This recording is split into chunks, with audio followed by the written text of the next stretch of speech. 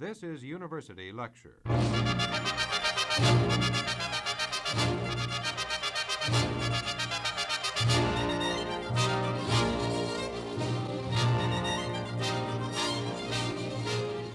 Welcome to another in a series of lectures given on the campus of Iowa State University in Ames. Today we present a lecture recorded on Law Day, May 1st, 1969, as John Conyers of the U.S. House of Representatives speaks on American law.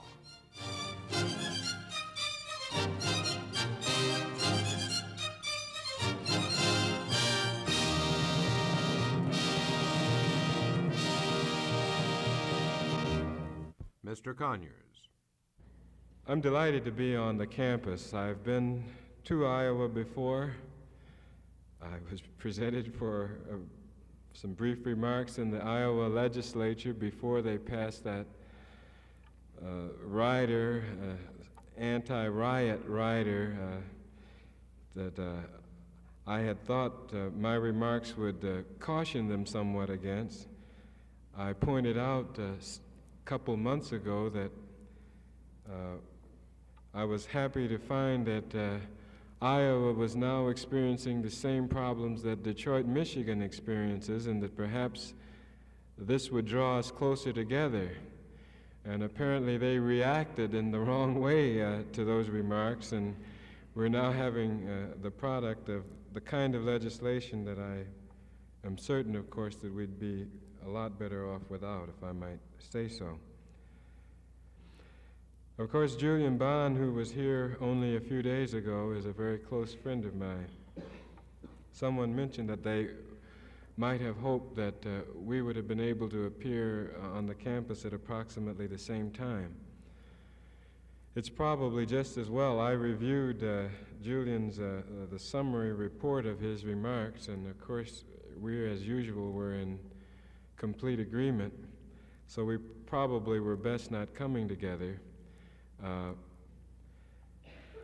One of the things that is so really important in our crisscrossing the country is to try to get, as much as we can, those white Americans who are willing to take the giant step to begin to appreciate where we are and to understand the significance of the present.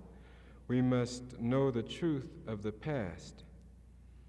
And I think that one of the most disconcerting responsibilities that I have is to see the kinds of legislation that would move this country forward be turned back, be trimmed down, or otherwise emasculated in the course of my legislative activities.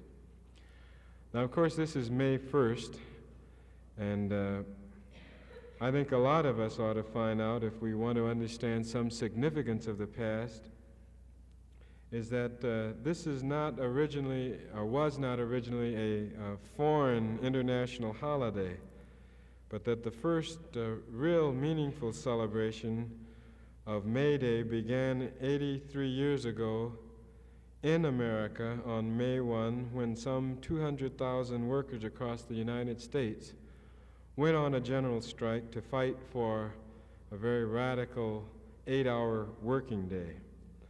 And during the demonstrations that lasted for weeks in Chicago, some 80,000 or more people were estimated to have been on the streets. And 2 days after May Day, a striker was shot down by a police officer. And on the subsequent day, May 4th, a protest demonstration was held in Haymarket Square when, of course, a bomb was exploded when policemen charged the demonstration. 7 police officers were killed. And then, of course, the police mowed down the strikers, killing some and injuring scores of others. As a result, 8 labor leaders were rounded up, charged with conspiracy. 4 were hanged. 1 committed suicide in his cell. And ever since then, liberation movements throughout the world have honored May Day. As you know, of course, more recently, the federal government and the bar associations and state and local organizations have decreed that May Day would also be Law Day. And so we have a very unique coming together with maybe we can work out some kind of merger with the kind of ceremonies that go on here on the campus with Law Day celebrations and, of course, the May Day activity that I presume is going on in some parts of the world. And so my remarks, of course, I think appropriately should turn to some of the ideas that flow from the concept of a rule of law, of peace through law, and the efficacy of our statutory-based democracy.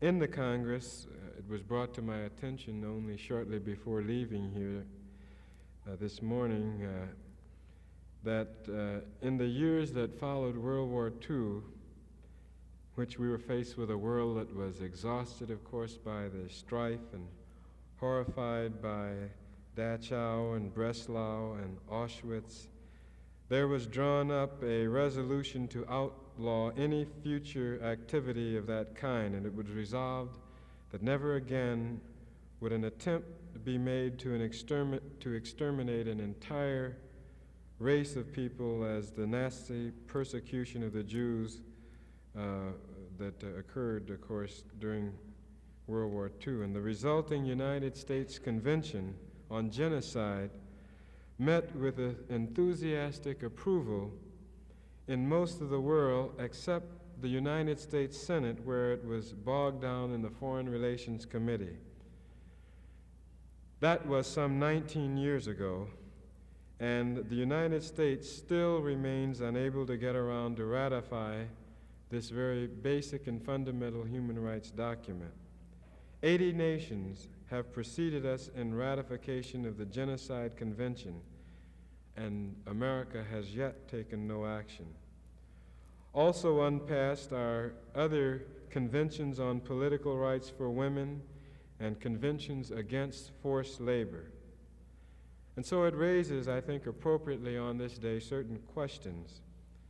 Are there elements in the American society that can be offended by the ideals set forth in these conventions?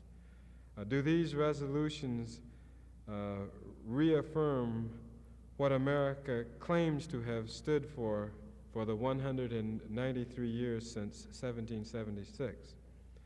How long can other peoples of the world regard this nation as a great sanctuary of human rights when we are unable to ratify such a very simple resolution? Now, we have tried in this country to establish an example of high ideals by the Declaration of Independence and to eternally preserve this example in the Constitution and the Bill of Rights. This is the nation that, above all, professed to hold out the shining beacon of freedom and opportunity to the less fortunate around the world. And on our Statue of Liberty, of course, you remember the moving prose, "Give me your tired, your poor, your huddled masses yearning to be free. The wretched and refused of your teeming shores, send these, the homeless, tempest-tossed to me. I lift my lamp beside the golden door." And of course, against this rhetoric, we have some considerations that I think it would be appropriate that we share here today. Because just as racism runs throughout our society and our institutions, it runs throughout the American law as well. And it's been a part of the law since the first black people in the form of slaves arrived in this country in 1619.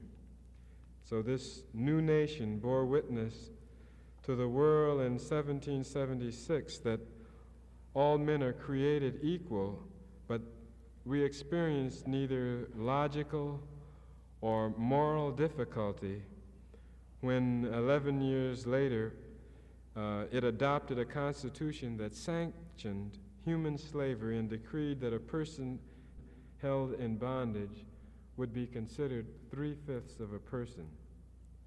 Now, this was beginning of what has been regarded as the white schizophrenic personality.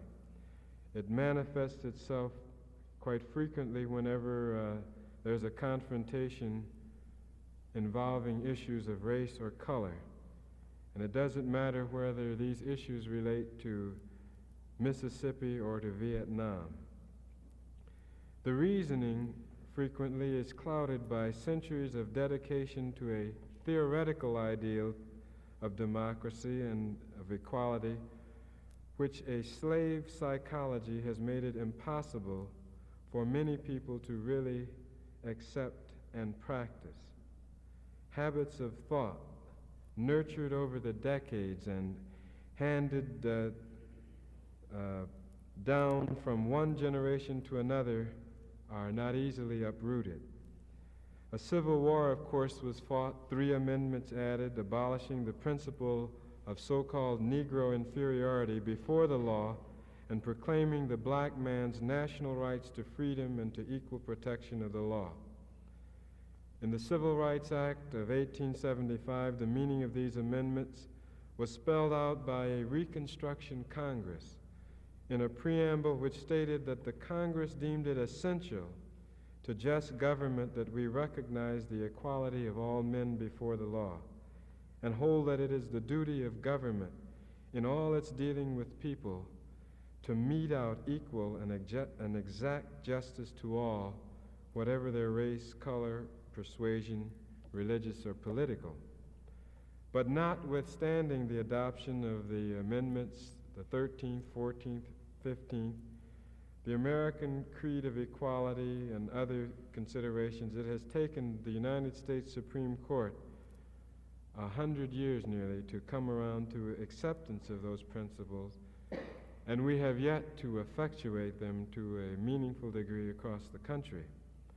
And while the court waited and obstructed, thousands of Negroes were lynched. Tens of thousands were kept in a state of peonage. Hundreds of thousands never learned to read or write. Untold millions eked out a precarious survival as tenant farmers or amid crime and poverty and filth in the disease of the ghettos of our principal cities. And in the process of this 100 years of waiting in a twilight zone of part free, part slave, black people too have adopted what can be regarded as a split personality. The basic law of the land establishes their freedom and guarantees them equality of treatment, but they accept and act upon this guarantee at their own peril, because each day the men who are charged with applying the laws give lie to the guarantee. The black man is in doubt from day to day what the law is from day to day, as applied to him really is. And the present Supreme Court, of course, has made some great moves to make the original intendments of the Civil War amendments have some meaning. And now with some Supreme Court decisions under our belt, we're hopeful that there will be a clear intention to eradicate all racial distinctions from American law. But what's the problem? Well, it's simple. How do you get a people to discard 350 years of believing that black folks are property, that they have no rights, that they are, in fact, inferior, and can and should be treated differently and separately, that any discrimination based on race and color is legal as long as it is not state action, and that equal protection does not mean the same protection? How do you change the mores of a white policeman on the street or a sergeant at the precinct station who still believes that black people have no rights that white people are bound to respect? And so while the supreme law of the land has changed with respect to race, the day-to-day law as understood and accepted and acted upon by racists remains very, very much the same. And this is so because those of us who have the responsibility of applying and administering the law have not ourselves changed and have done very little to induce change in others. Well, I'd like to tell you about a new change that's going on. It's not like the old patient program, but I think that everyone from one end of this country to the other has begun to hear the cries, yes, the demands for separation. And so I think we should recognize that the dismal life of the disinherited black American today belies the fact that since 1866 he has nurtured a dream of being included in the mainstream. And while fighting for that inclusion and while waiting patiently to enjoy the benefits of citizenship, he has given his life for his country. He has paid his taxes, yes.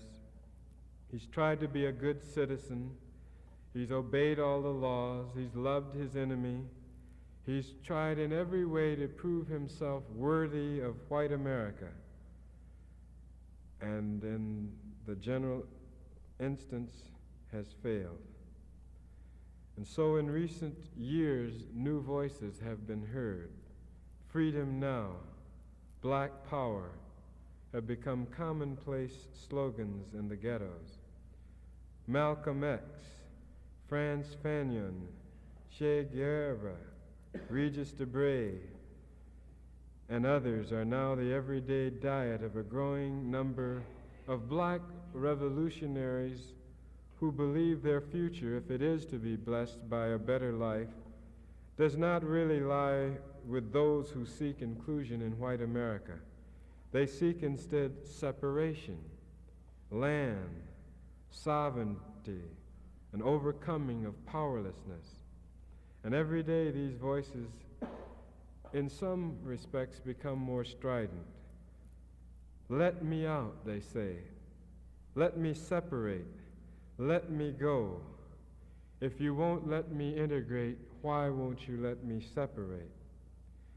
And if you will not let me go peacefully with reparations, then we will destroy you and your system if we can, and through our actions all the nations of the earth will be better off for it. Their perceptiveness is daily sharpened by an increasing awareness of the immorality of a position which compels the black man to share in the crumbs off of a table filled with goods that are viewed more and more as being tainted and wrenched from the oppressed peoples of this world. And so they say that we do not want to become part of that kind of violence, of that kind of corruption and inhumanity and cruelty which white America has so long represented. And so they see no reason to struggle any longer to be a part of that system, to contribute to it in a partnership of black and white. They simply want to separate from America, to leave it, and to set up their own nation. And they also want land and reparation and the opportunity to go for themselves. And this is certainly a demand that on Law Day 1969, I feel some increasing responsibility to present to some of you who may not have the opportunity that I do to work more closely with this picture. It just so happens that many of the leaders of the Republic of New Africa are former constituents of mine out of the 1st Congressional District in Michigan, or have been people who have lived in and around Detroit for many years and who have personally come to me and petitioned that we assist them through not only our government but through the United Nations in peacefully presenting their demands. And I'd like to ask you to examine with me the legitimacy, if there is such, of those demands today. For they seek no more than those who struggled from their freedom against the English, the French, and yes, the American revolutions, to say nothing of those being acknowledged daily throughout the colonial world in our generation.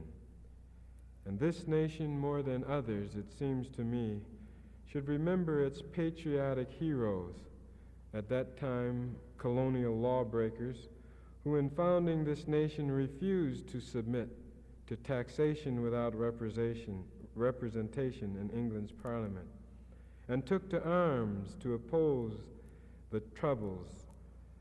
And only a white arrogance can blind Americans to the humanity that is being pled for by these black men, who, in forming the Republic of New Africa, which is an outgrowth of activities that began in Detroit, realized some very sound constitutional arguments.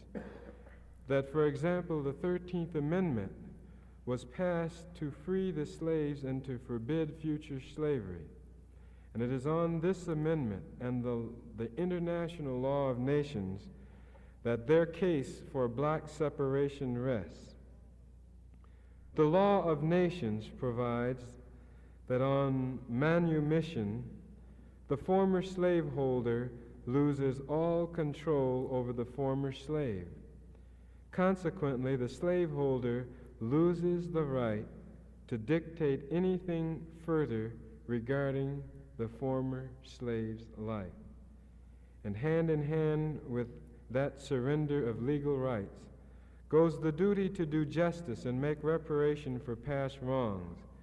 This is the very simple legal basis for the German reparations to Israel for the death of 6 million Jews. Since the year 1619, 100 million black lives have been violated to build a mighty and powerful nation.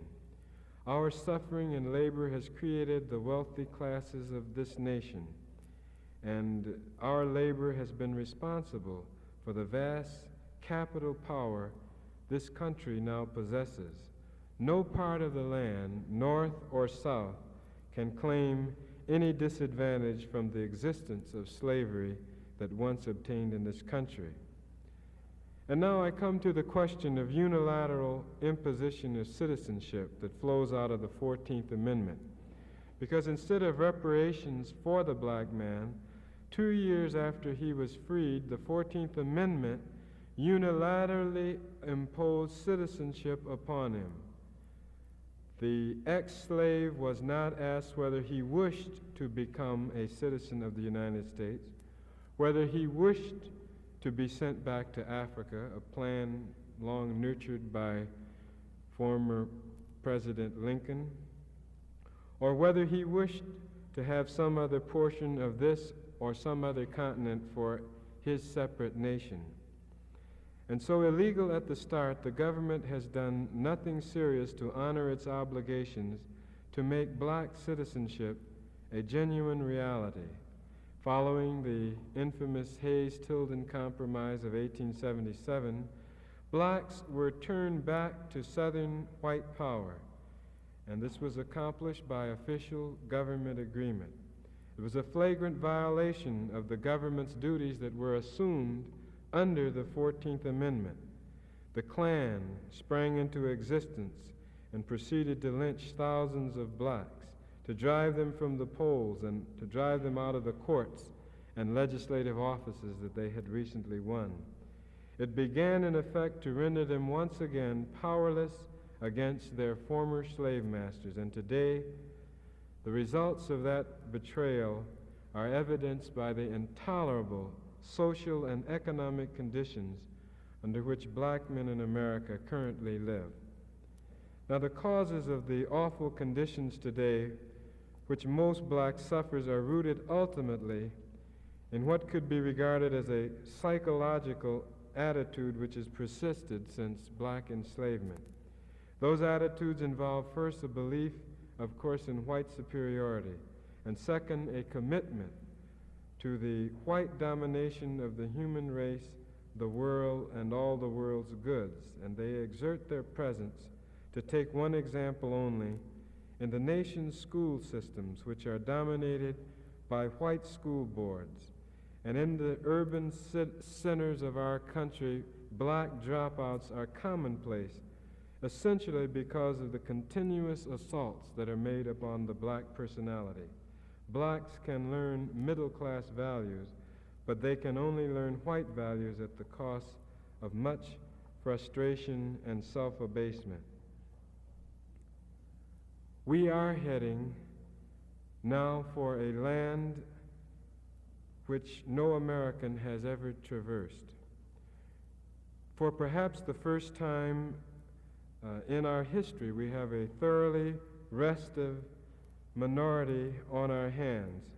And so far we have done really our best to bring out the worst in the urban blacks who are strategically positioned to inflict fantastic social chaos.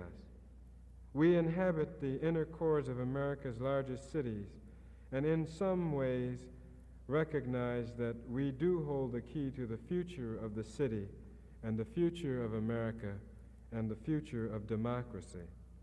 If we do not want our cities divided into mutually hostile enclaves, if we do not want the rebellion to become a real revolution, then all of us here must dare to flesh out the words that we profess. Because, as I mentioned earlier, Frederick Douglass said, if there is no struggle, there is no progress. And those who profess to favor freedom, yet depreciate agitation, are really men who want crops without plowing up the ground. They want rain without the thunder and lightning. They want the ocean without the awful roar of its many waters. But power concedes nothing without a demand. It never did, and it never will. Find out just what any people will quietly submit to, and you have just found out the exact measure of injustice and wrong which will continue to be imposed upon them. And this injustice will continue until they are resisted with either words or blow, or with both.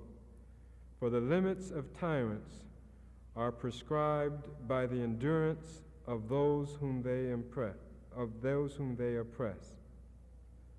And so I think we here can no longer deceive ourselves. The problem before us is not really the black man, but ourselves.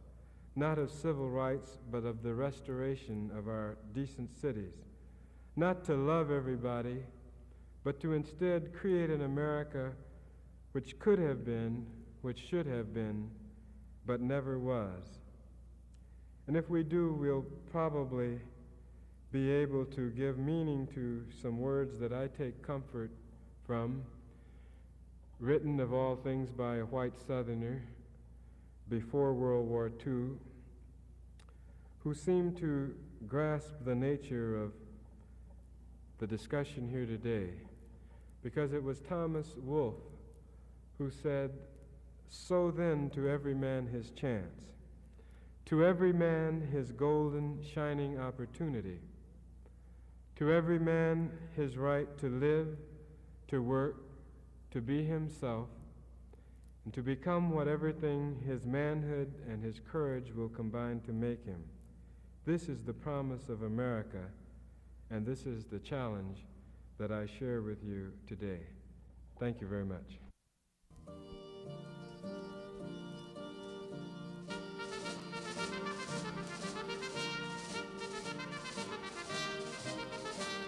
You have been listening to another in a series of lectures given on the campus of Iowa State University in Ames. Today, John Conyers of the U.S. House of Representatives spoke on American law. The lecture was recorded on the afternoon of May 1st, 1969.